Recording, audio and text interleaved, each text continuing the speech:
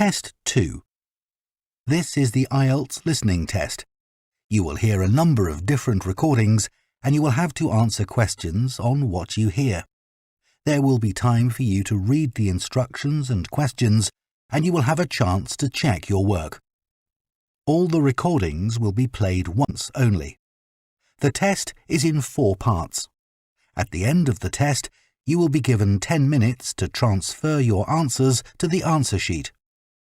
Now turn to Part 1.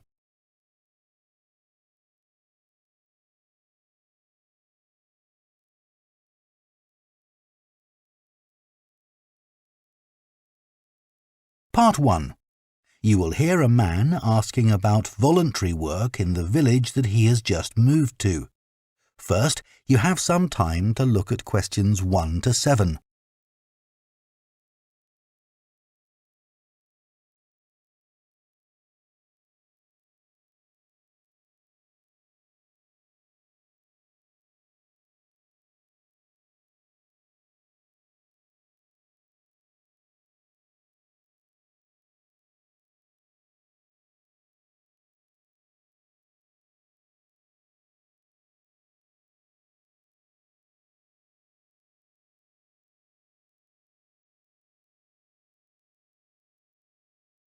Now listen carefully and answer questions 1 to 7.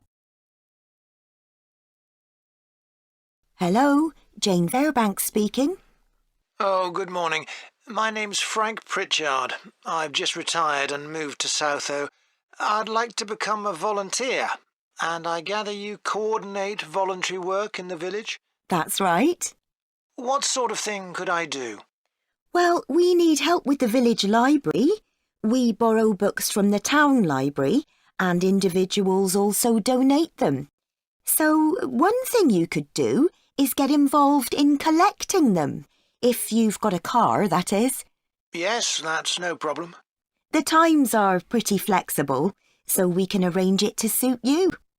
Oh, another thing is the records that we keep of the books we're given, and those we borrow and need to return to the town library. It would be very useful to have another person to help keep them up to date. Right. I'm used to working on a computer. I presume they're computerized? Oh, yes. Is the library purpose-built? I haven't noticed it when I've walked around the village. No, we simply have the use of a room in the village hall, the West Room. It's on the left as you go in. Oh, I must go and have a look inside the hall. Yes, it's a nice building. Do you run a lunch club in the village for elderly people? I know a lot of places do. Yes, we have a very successful club. I could help with transport, if that's of any use. Oh, definitely. People come to the club from neighbouring villages, and we're always in need of more drivers. And does the club have groups that focus on a particular hobby too? I could get involved in 1 or 2, particularly if there are any art groups. Excellent. I'll find out where we need help and get back to you. Fine. What about help for individual residents? Do you arrange that at all? Yes, we do it as a one-off. Oh, in fact, there's Mrs. Carroll. She needs a lift to the hospital next week, and we're struggling to find someone. When's her appointment? On Tuesday. It would take the whole morning. I could do that. Oh, that would be great. Thank you. And also next week, we're arranging to have some work done to Mr. Salisbury's house before he moves, as he isn't healthy enough to do it himself. We've got some people to decorate his kitchen, but if you could do some weeding in his garden, that would be wonderful. OK, I'd enjoy that. And presumably the day and time are flexible? Oh, yes. Just say when would suit you best and we'll let Mr. Salisbury know. Good.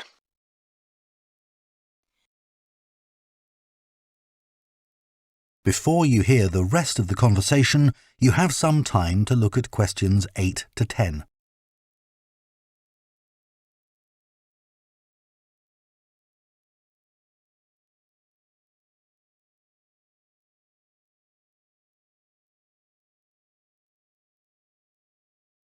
Now listen and answer questions 8 to 10. The volunteers group also organises monthly social events, which is a great way to meet other people, of course. Uh-huh. So next month, on the 19th of October, we're holding a quiz. A couple of residents are great at planning unusual ones, and we always fill the village hall. That sounds like fun. Can I do anything to help? Well, because of the number of people, we need plenty of refreshments for halfway through. So if you could provide any, we'd be grateful. I'm sure I could. I'll think about what to make and let you know. Thank you. Then on November the 18th, we're holding a dance, also in the village hall. We've booked a band that specialises in music of the 1930s. They've been before, and we've had a lot of requests to bring them back. I'm not really a dancer, but I'd like to do something to help. Well, we sell tickets in advance, and having an extra person to check them at the door as people arrive would be good. It can be quite a bottleneck if everyone arrives at once. OK, I'm happy with that. We're also arranging a New Year's Eve party. We're expecting that to be a really big event, so instead of the village hall, it'll be held in the Mountfort Hotel. The...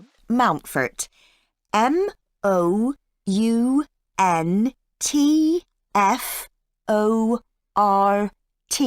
Hotel. It isn't in Southo itself, but it's only a couple of miles away. The hotel will be providing dinner, and we've booked a band. The one thing we haven't got yet is a poster. That isn't something you could do by any chance, is it? Well, actually, yes. Before I retired, I was a graphic designer, so that's right up my street. Oh, perfect. I'll give you the details, and then perhaps you could send me a draft? Of course. That is the end of Part 1. You now have half a minute to check your answers to Part 1.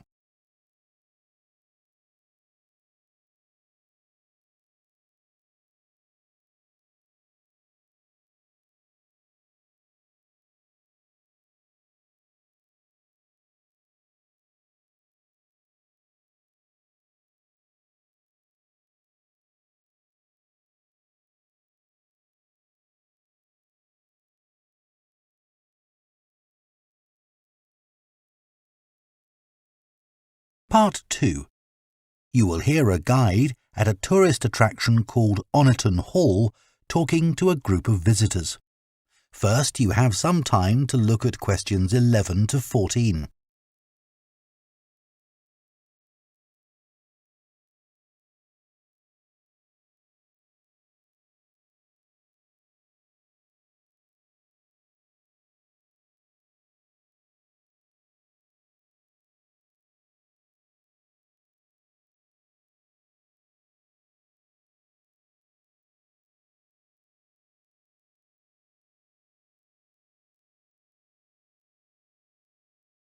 Now listen carefully and answer questions 11 to 14. Good morning and welcome to Oniton Hall, one of the largest estates in the area. My name's Nick and I'm one of the guides. I'll give you a brief introduction to the estate while you're sitting down, and then we'll walk round.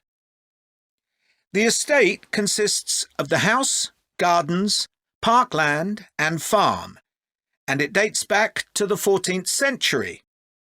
The original house was replaced in the late 17th century, and of course it has had a large number of owners. Almost all of them have left their mark, generally by adding new rooms, like the ballroom and conservatory, or by demolishing others. The farm looks much as it's always done, although the current owner has done a great deal of work to the flower beds.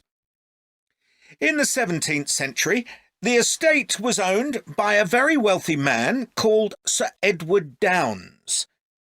His intention was to escape from the world of politics after years as an active politician, and to build a new house worthy of his big collection of books, paintings and sculptures.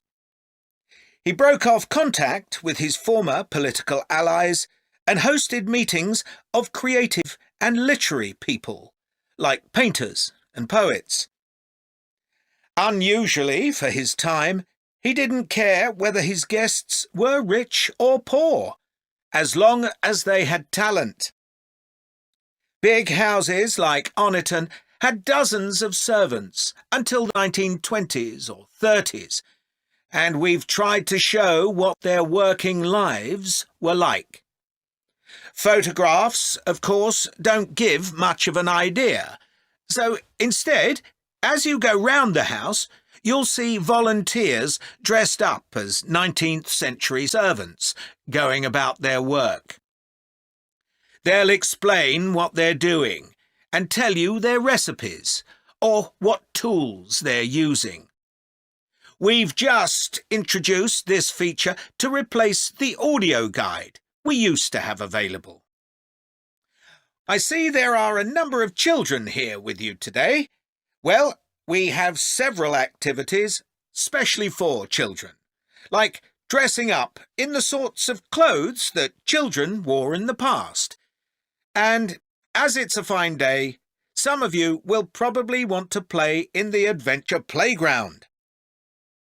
Our latest addition is child-sized tractors that you can drive around the grounds.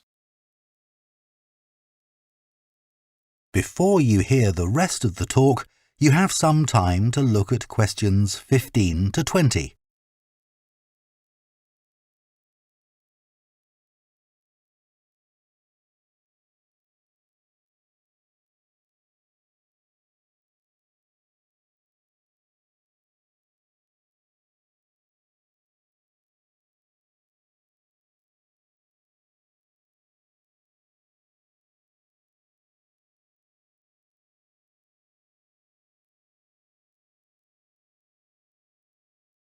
Now listen and answer questions 15 to 20. We'll also be going into the farm that's part of the estate, where there's plenty to do. Most of the buildings date from the 18th century, so you can really step back into an agricultural past. Until recently, the dairy was where milk from the cows was turned into cheese. It's now the place to go for lunch, or afternoon tea, or just a cup of coffee and a slice of homemade cake. The big stone building that dominates the farm is the large barn, and in here is our collection of agricultural tools. These were used in the past to plough the earth, sow seeds, make gates, and much more. There's a small barn, also made of stone, where you can groom the donkeys and horses to keep their coats clean. They really seem to enjoy having it done, and children love grooming them.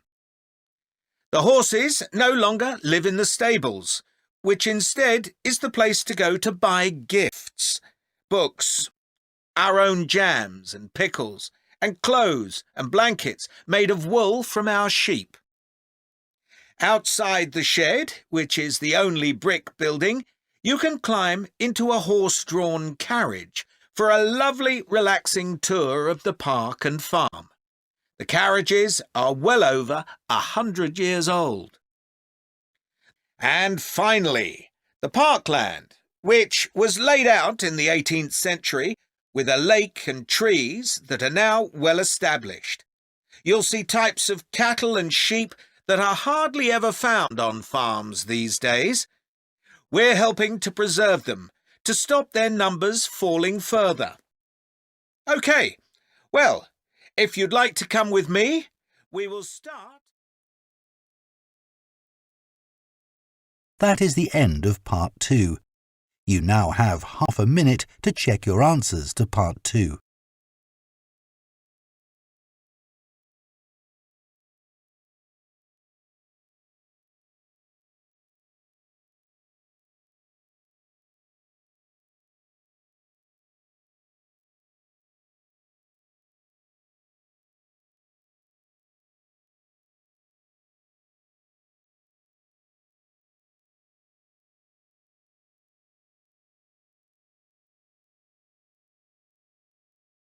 Part 3. You will hear 2 theatre studies students discussing stage and screen performances of Shakespeare's play Romeo and Juliet. First, you have some time to look at questions 21 and 22.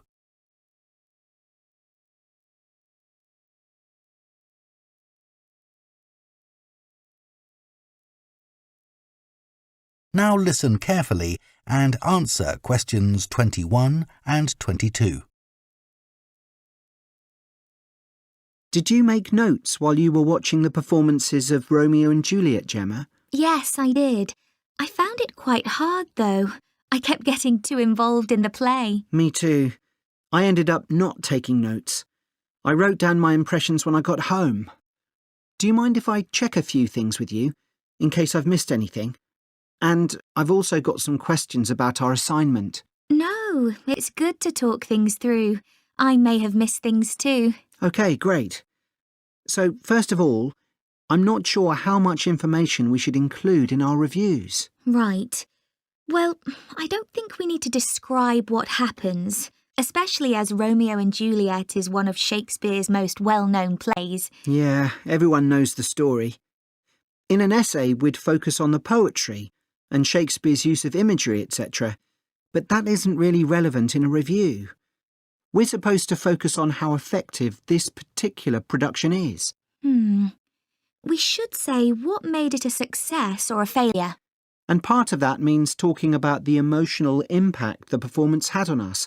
I think that's important. Yes. And we should definitely mention how well the director handled important bits of the play, like when Romeo climbs onto Juliet's balcony. And the fight between Mercutio and Tybalt. Yes. It would also be interesting to mention the theatre space and how the director used it, but I don't think we'll have space in 800 words. No, OK. That all sounds quite straightforward. Before you hear the rest of the discussion, you have some time to look at questions 23 to 30.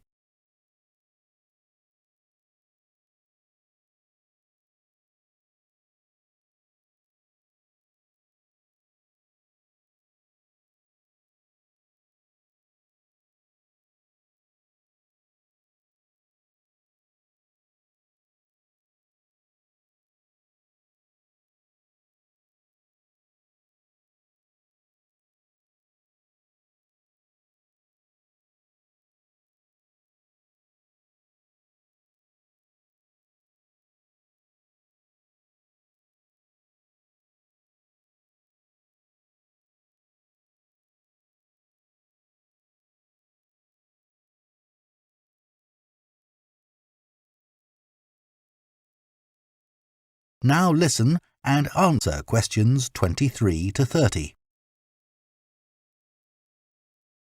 So, what about the Emporium Theatre's production of the play? I thought some things worked really well, but there were some problems too. Yeah. What about the set, for example? I think it was visually really stunning. I'd say that was probably the most memorable thing about this production. You're right. The set design was really amazing. But actually, I have seen similar ideas used in other productions. What about the lighting? Some of the scenes were so dimly lit, it was quite hard to see. I didn't dislike it. It helped to change the mood of the quieter scenes. That's a good point. What did you think of the costumes? I was a bit surprised by the contemporary dress, I must say. Yeah, I think it worked well, but I'd assumed it would be more conventional. Me too. I liked the music at the beginning, and I thought the musicians were brilliant, but I thought they were wasted because the music didn't have much impact in Acts 2 and 3. Yes, that was a shame. One problem with this production was that the actors didn't deliver the lines that well. They were speaking too fast. It was a problem, I agree. But I thought it was because they weren't speaking loudly enough, especially at key points in the play.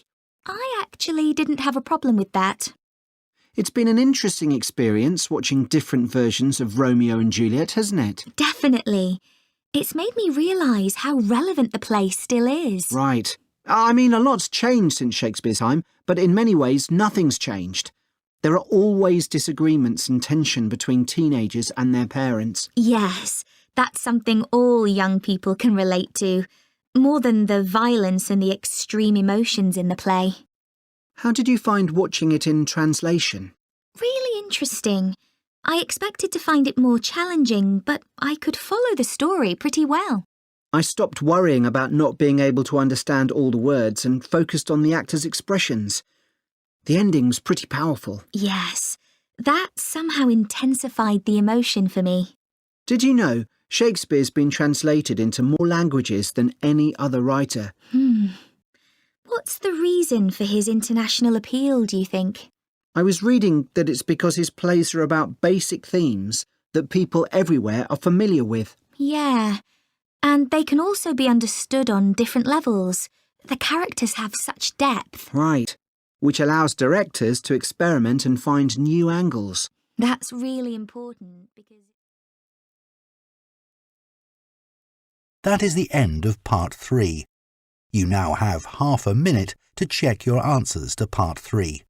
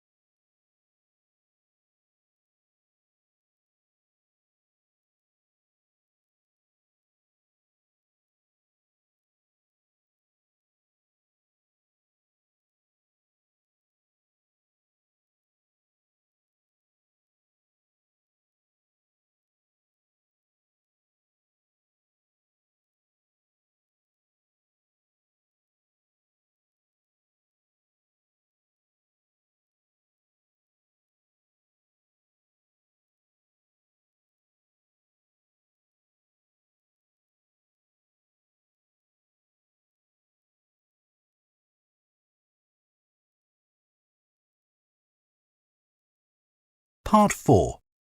You will hear a lecturer on a languages course talking about the impact of digital technology on Icelandic, the native language of Iceland.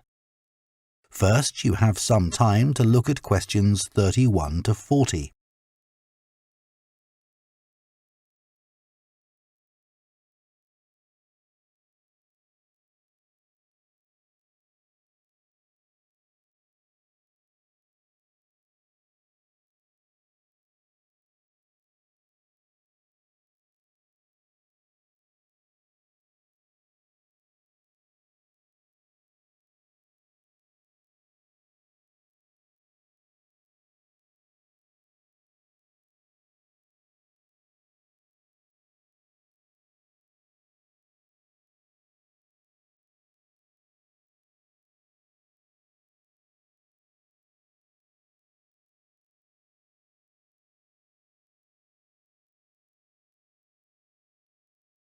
Now listen carefully and answer questions 31 to 40. Right, everyone, let's make a start. Over the past few sessions, we've been considering the reasons why some world languages are in decline. And today I'm going to introduce another factor that affects languages and the speakers of those languages, and that's technology, and in particular, digital technology. In order to illustrate its effect, I'm going to focus on the Icelandic language, which is spoken by around 321,000 people, most of whom live in Iceland, an island in the North Atlantic Ocean.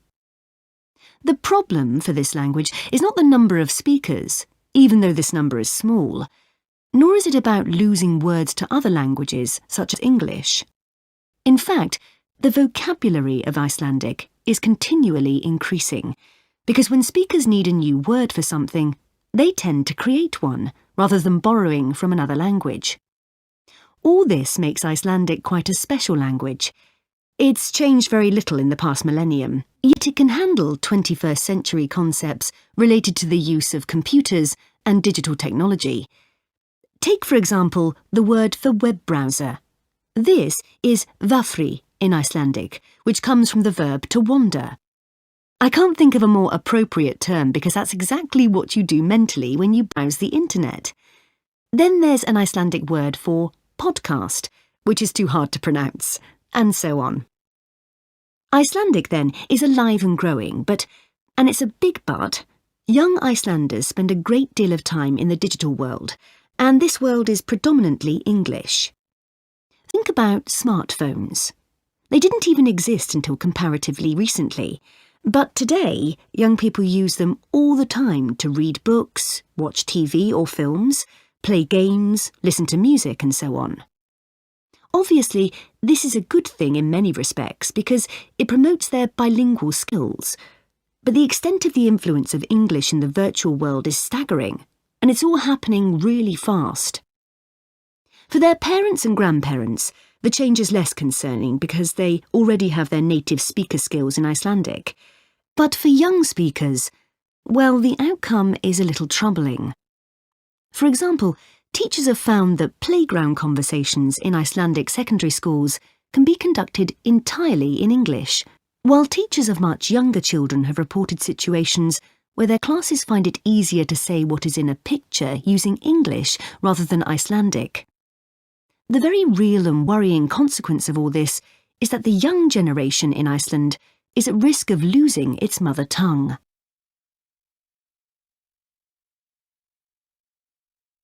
Of course, this is happening to other European languages too. But while internet companies might be willing to offer, say, French options in their systems, it's much harder for them to justify the expense of doing the same for a language that has a population the size of a French town, such as Nice. The other drawback of Icelandic is the grammar, which is significantly more complex than in most languages. At the moment, the tech giants are simply not interested in tackling this. So, what is the Icelandic government doing about this? Well, large sums of money are being allocated to a language technology fund that it is hoped will lead to the development of Icelandic-sourced apps and other social media and digital systems.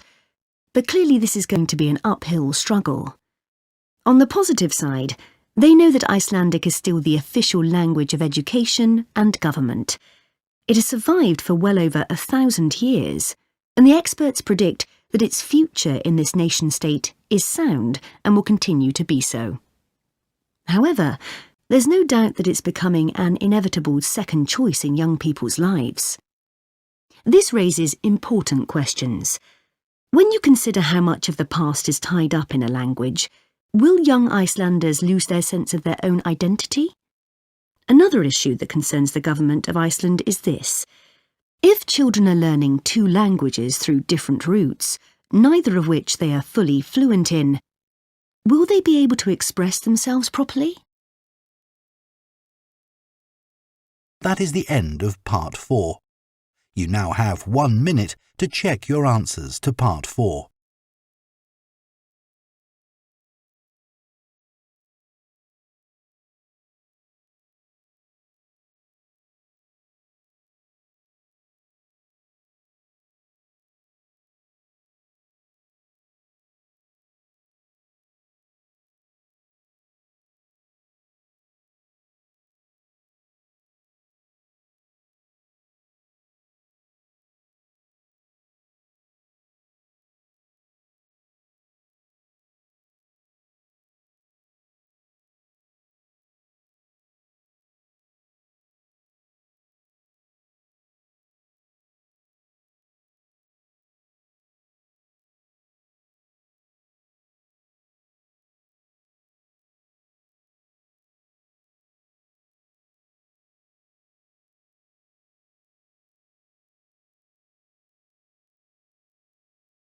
That is the end of the listening test.